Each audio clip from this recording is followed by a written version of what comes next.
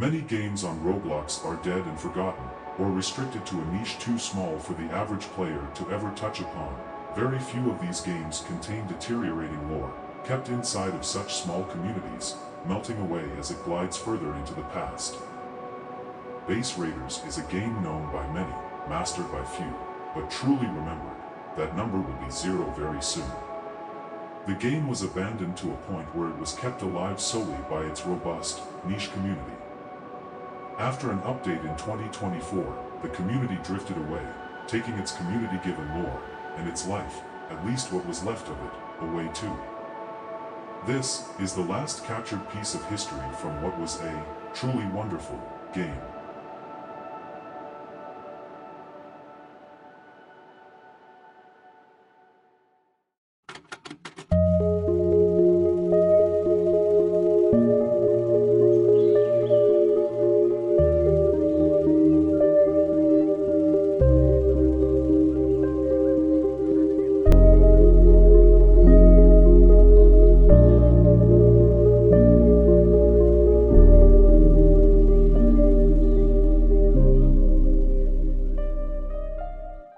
After 2024, the game became a hollow reflection of what it once was.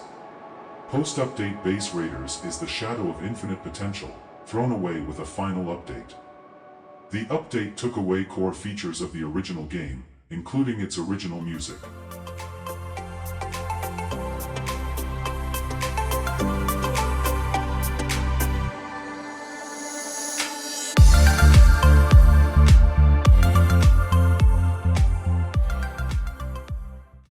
As well as anomalies that held the community together. The update is also where we lost the original map, a staple in Base Raiders history. I think of it as a ghost town. Available to the public, yet hiding what's yet to be uncovered.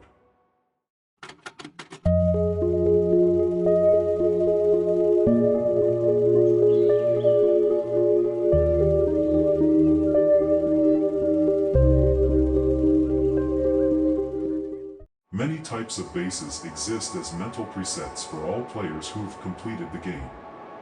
These include, mainly, statue bases for farming money, PvP bases for farming kills, and defense bases. They don't have much of a use.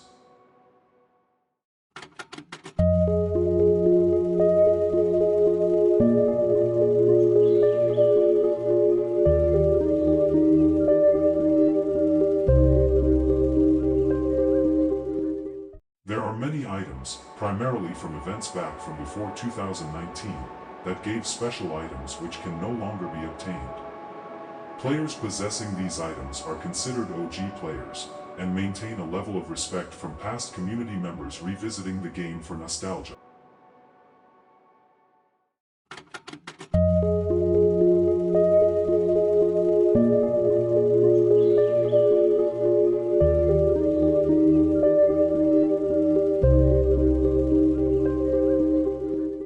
Farming is a vague technique used by most players that still walk the empty fields of Base Raiders.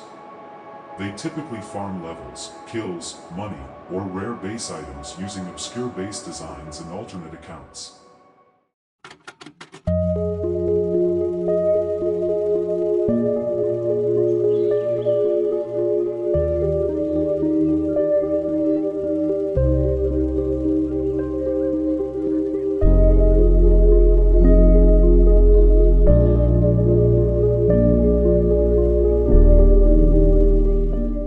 Base Raiders is an abandoned game, left to decay in the hands of its last survivors. Some believe its true death came with the update. Others say it was already gone long before.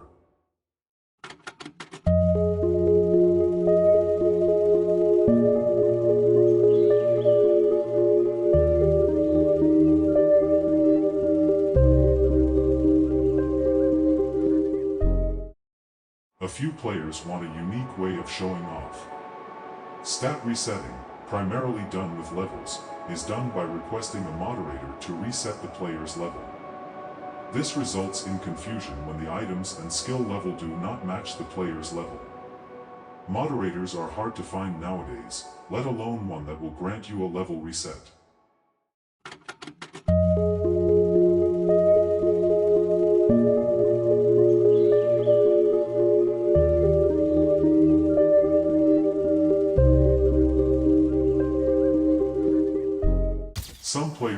high-ranking players that I, and many others, know personally as dominions over the land of pre-update Base Raiders, are now in places unknown. Players that once coded the leaderboards in their unstoppable knowledge and skill, inventing exploits still used today and founding base techniques respected by the most knowledgeable of players. They seem to have ossified with the past. Hundreds of players. Nowhere to be seen today, likely never to be seen again.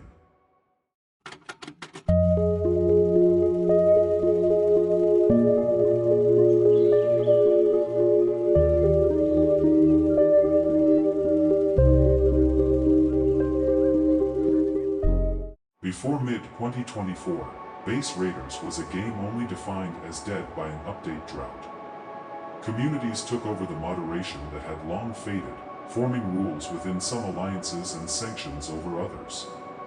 Rules over glitches, and kept secrets that only those on top of the hierarchy truly knew. Pre-update Base Raiders was a robust system, carrying immense lore, and giving players a reason to play beyond the fundamental experience created by base productions. Unfortunately, the game was still in anarchy. Its crumbling functionality, unable to be further upheld, would soon reveal disturbing complications with order and law within Base Raiders.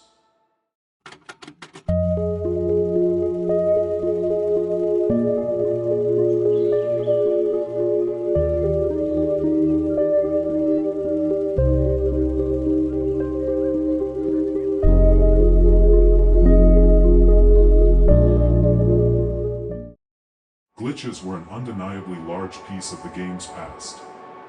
Simple glitches, like merge, allowed you to merge two items inside of each other. More complex and intricate glitches, including the 18 turret glitch, allowed one to bypass the turret limit of 10 in a base. Some glitches weren't even discussed, including the projectile launcher disabling glitch, and base size duplication exploits. These glitches required the community to put some sort of confinement to them, preventing everyday players from using glitches that would kill the game's experience for civilian players upon becoming well known.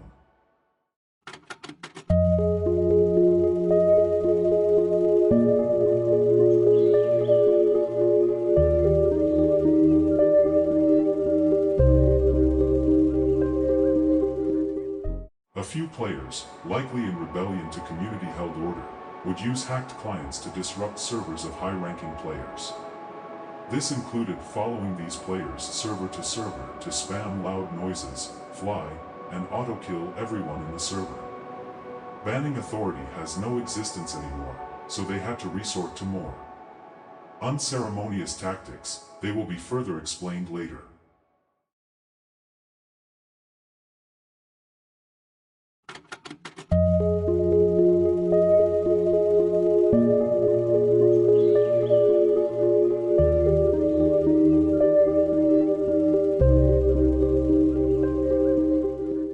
Unrateable bases, put simply, do not exist today, and it is still debated whether they were possible pre-update. An unrateable base was only a myth, built on glitch abuse. But if both the raider and the base's creator had access to exploits, the raider would always win. Eventually. Some say that it was possible, and that the existence of pre-update Base Raiders just didn't have enough time for anyone to crack the code to true safety in a base.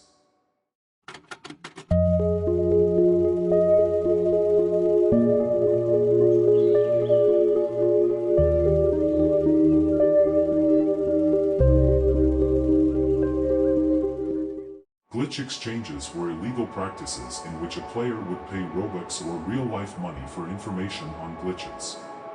If a high-ranking player found out about a glitch leak, they, and many others, would likely hunt the player who leaked it.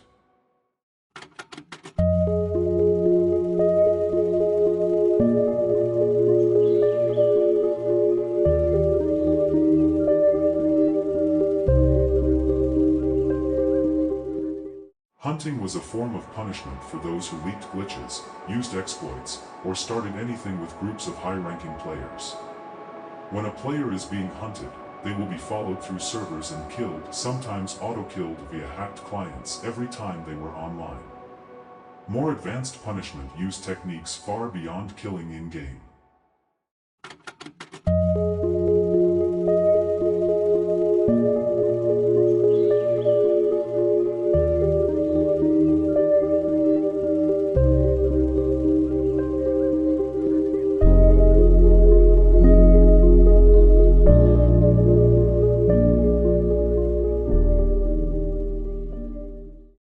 Data wiping was one of the most advanced forms of punishment, only used by immoral groups of high-ranking players. If you were lucky, being data wiped only meant a base wipe exploit or a stat reset exploit would be used on you. The more unlucky ones could have their account banned from Base Raiders, or a complete reset of Base Raiders progress. It was a very common threat made by immoral groups of high-ranking players.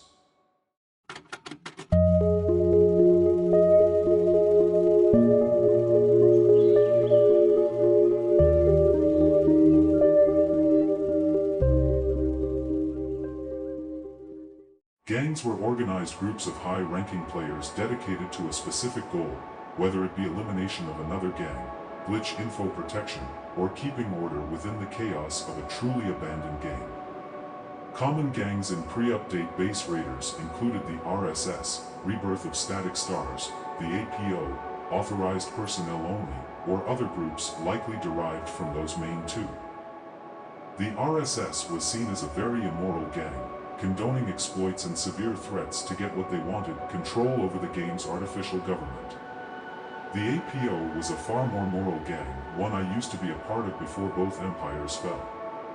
Our aim was to restore the original feel of Base Raiders, mimicking the original moderation system before the game was taken over and divided by its own community.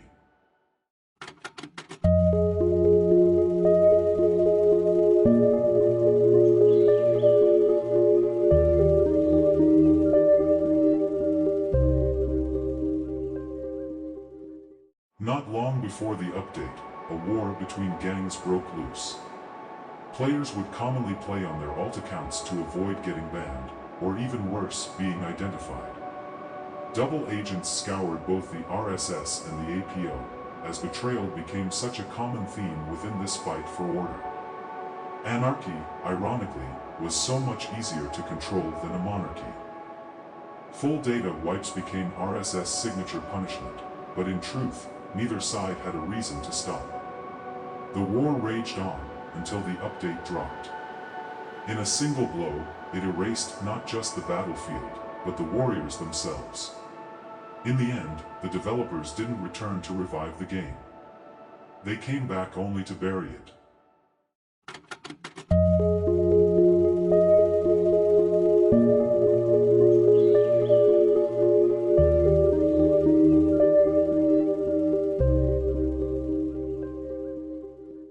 Still, so much unexplained lore appearing once in a blue moon through returning players with unshared experiences lingers within the ghost town that Base Raiders has become.